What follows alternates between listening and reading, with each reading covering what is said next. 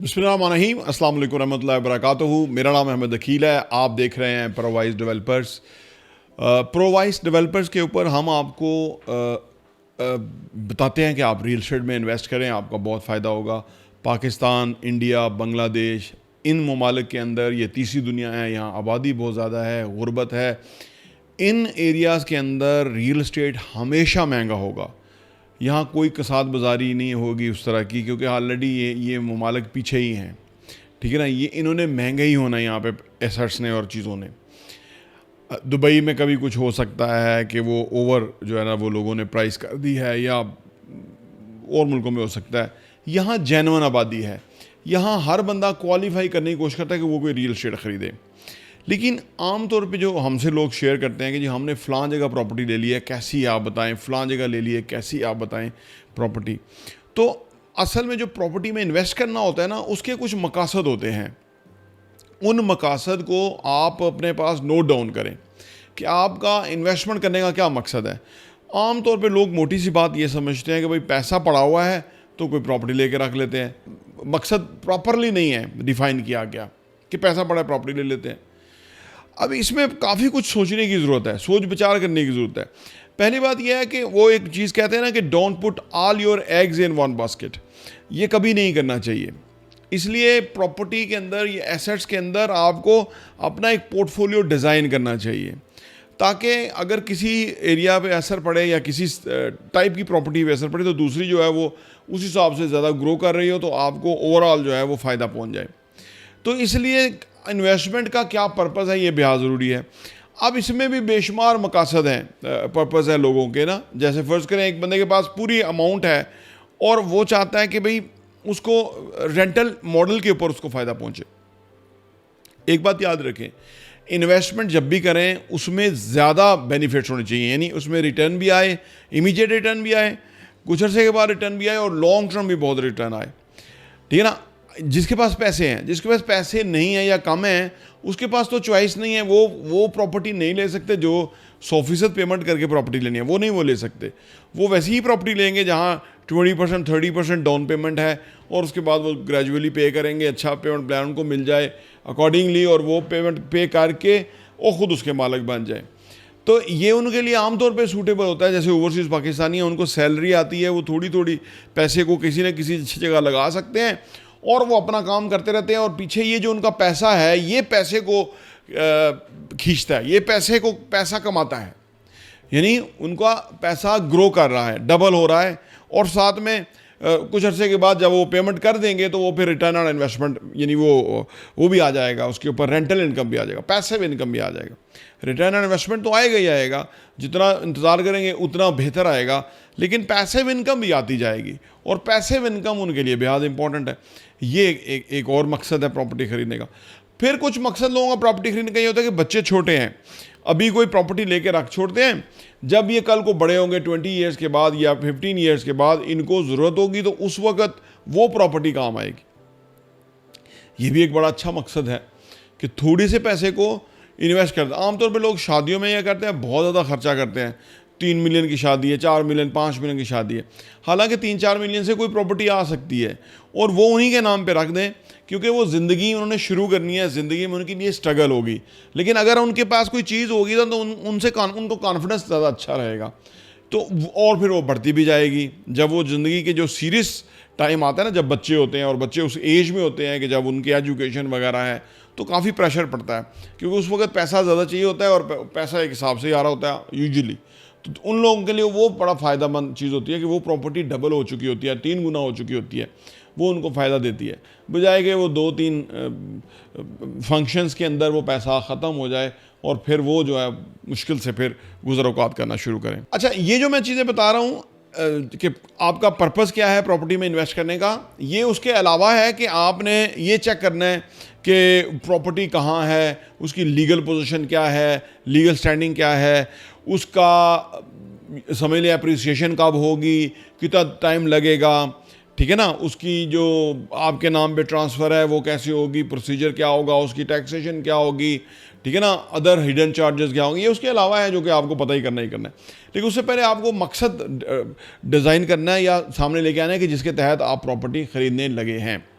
अच्छा, मकसद किसी भी काम में बेहद इंपॉर्टेंट होता है, क्योंकि पर्पस होना आपको फुलफिल करता है। जब आप किसी पर्पस के तहत कोई काम करते हैं ना, तो उससे आप अपने आप को वाइज, अपने आप को रिस्पॉन्सिबल, अपने आप को यानी इंटेलिजेंट ठहराते हैं, और इससे आपकी जो सेल्फ स्टीम है वो अप होती है कि आपने एक सही डायरेक्शन पे सोच समझ के फैसला किया, और उसके फिर कल को आपको जब फ्रूट्स और रिवार्ड्स आते हैं तो इससे आपका कॉन्फिडेंस बनता है कि मैं बेहतर फैसले करता हूँ, मैं एक फाल और कामयाब इंसान हूँ, देखिए मैंने ये फैसला किया और उससे अब बेनिफिट्स आना शुरू हो गए। क्योंकि एक रियल एस्टेट जो ना फैसला करने का इसमें बहुत बड़ा इंपॉर्टेंट रोल है। वंस आपने फैसला ही करना है, बाकी जो है वो कंपाउंडिंग है वो होनी है, मार्केट फोर्सेस है वो उस पर काम करना है, आपने कुछ नहीं करना, आपने बस फैसला करना है और आपने पेमेंट करनी है। तो इसलिए ये भी बेहद इंपॉर्टेंट है फैसला करते हुए। अच्छा, अब ये कि हर चीज़ को एवेल्यूएट करना ये भी बेहद ज़रूरी है।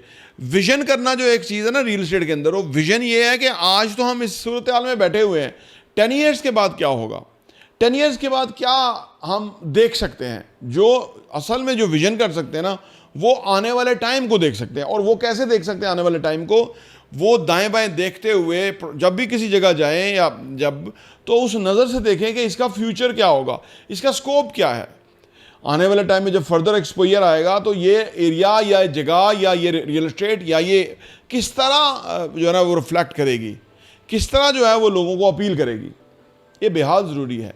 इसको कंटिन्यूसली देखते रहें, हर चीज़ में ये पहलू ज़रूर देखें। इंसानों का प्रॉब्लम यह है कि हम बहुत शॉर्ट टर्म सोचते हैं। कुछ वैसे भी चीज़ें बड़ी शॉर्ट टर्म हो गई हैं, सोशल मीडिया, फूड पांडा, ये वो, तो हमारा नज़रिया वो है। जो लोग लॉन्ग टर्म विजन रखते हैं ना चीज़ों के बारे में, वो बहुत फ़ायदा उठाते हैं। और ये जो यंग लोग होते हैं, जैसे मैं जब यंग था तो मुझे इतनी चीज़ों को तो पता नहीं था, लेकिन वाले साहब ने मुझे बड़ा सपोर्ट किया इसमें विजन करने के हवाले से कि आने वाले टाइम में क्या होगा या आपकी नीड क्या हो सकती है। मेरी शादी हुई थी तो उन्होंने मुझे घर का कहा था कि आपकी घर होना ही चाहिए, अदरवाइज़ आपकी ज़िंदगी मुश्किल रहेगी। यानी वो शादी का जो अगला ही गोल था वो घर का गोल था। तो वो मेरे जहन में बार बार पिंच करता रहा, जिसकी वजह से मैं वो कर पाया। तो यानी या तो आप खुद विजन करें या विजनरी लोगों के साथ इन कॉन्टैक्ट रहें, ताकि आप इस मामले में पर्पस के साथ साथ ये फैसला भी कर सकें कि आने वाला टाइम क्या होगा।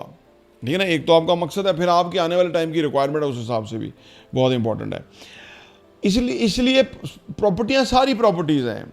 रियल एस्टेट ही है, गाँव की एग्रीकल्चर लैंड हो, अपार्टमेंट हो, शॉप हो, ऑफिस हो, घर हो, रेजिडेंशियल प्लॉट हो, ठीक है, ये सब प्रॉपर्टीज़ हैं। लेकिन फाइल प्रॉपर्टी नहीं है, ये बात याद रखें। फाइल प्रॉपर्टी नहीं है। बेशुमार लोग, मुझे तो कहीं भी लोग मिल जाते हैं ना, तो वो फाइल की ही बात करते हैं कि जो हमने फ़लाँ सोसाइटी में लिए, फ़लाँ सोसाइटी में लिए, पैसे भी दे दिए हैं, 100% डेवलपमेंट चार्जेस भी दे दिए, लेकिन अभी तक मिला नहीं है। वो प्रॉपर्टी नहीं है, वो आप इफ़ एंड बट के अंदर है, दरमियान में आप फंसे हुए, रटके हुए हैं। ये बिल्कुल कोई अच्छा फ़ैसला नहीं है। अगर कोई आज भी फ़ाइल ख़रीदता है और वो समझता है कि मेरा जो है प्लॉट निकल जाएगा और वो मिल जाएगा, ये बहुत तकलीफ़देह सूरत हाल है, क्योंकि आपने 100% अगले पे ट्रस्ट किया हुआ है और वो आपके एतमाद पे पूरा नहीं उतरता, वो कमिटमेंट पूरी नहीं करता, वो आपको जवाब दे नहीं होता। जब आप जवाब पूछने जाते हैं तो वो आपको मार मार के लहू लहान कर देता है। ये बिल्कुल ना काम करें, कोई भी हो आगे, कोई बिल्कुल ना काम करें। ये देखें, यही तो प्रॉब्लम है हमारे यहाँ कि लोग समझते ही नहीं हैं। सिर्फ ज़ाहरी नाम, बड़ा नाम है, छोटा नाम, इससे कोई फ़र्क नहीं पड़ता। अगर चीज़ रेडी है वो आप ख़रीदें, और अगर आपके पास पैसे नहीं हैं तो आप पैसे को किसी और जगह इन्वेस्ट करें, कुछ करें, लेकिन पैसे रेडी करें। हम लोगों को कहते हैं कि आप अपार्टमेंट ले लें, घर बनाना है, अपने अपार्टमेंट ले लें और वो भी 30% दें, बाकी थोड़ा थोड़ा करके देते रहें।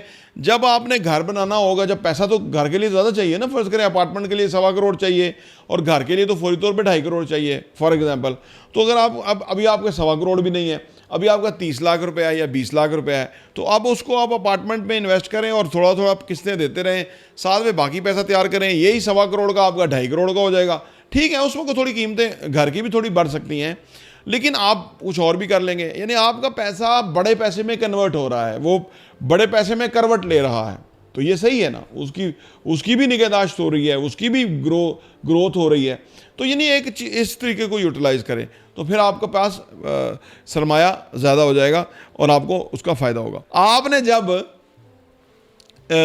देखना है प्रॉपर्टी में इन्वेस्ट करना है तो अपना पर्पस देखना है कि क्या पर्पस है, और इसको ज़रा और गहरा मुशाहदे के साथ ही जो है ना वो इन्वेस्टमेंट करें, उसका आपको फ़ायदा हो सकता है। हम अदरवाइज़ ये है कि अगर आपको समझ नहीं आ रही तो आप हमसे पूछ सकते हैं, इसके कोई चार्जेस नहीं है।